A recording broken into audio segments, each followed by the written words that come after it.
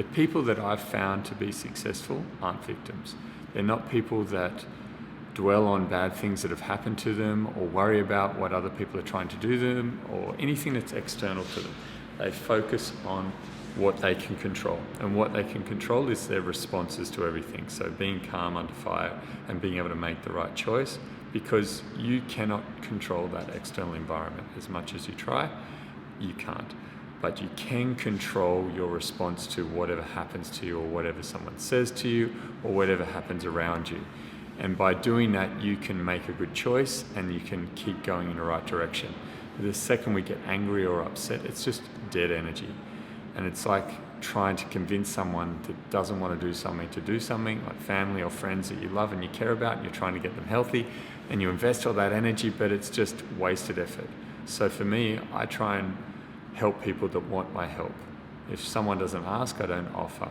It's very simple, and it's the same thing for whatever it is that you're doing in your life. You've got to make sure that it's something that you really want and that you are taking responsibility for it, meaning that you have the ability to respond to whatever happens to you while you're trying to achieve something, as opposed to just reacting to everything, which ends up being very draining, and it's also very self-destructive in the sense that you're not going to get to where you would like to go and you're just frustrated, anxious, and life is difficult. So do yourself a favor, be grateful for what you have right now and enjoy it and go, I've got everything that I need right now and I'm going to work with that to achieve more.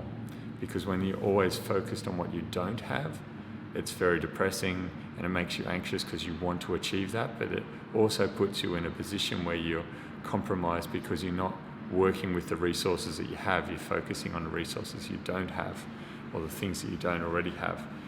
If you're too focused on that goal that's further away from you, it can be destructive. So I'm not saying that you don't have goals that you're working towards. I'm just saying appreciate, respect, and work with what you have, and it'll do great things for you. And I find that's like a simple example is injuries. When you have an injury, you have to work with what you have. You can't try and just keep doing things with your injury and re-injuring yourself and making it worse. You've got to work with what you have capacity to work with.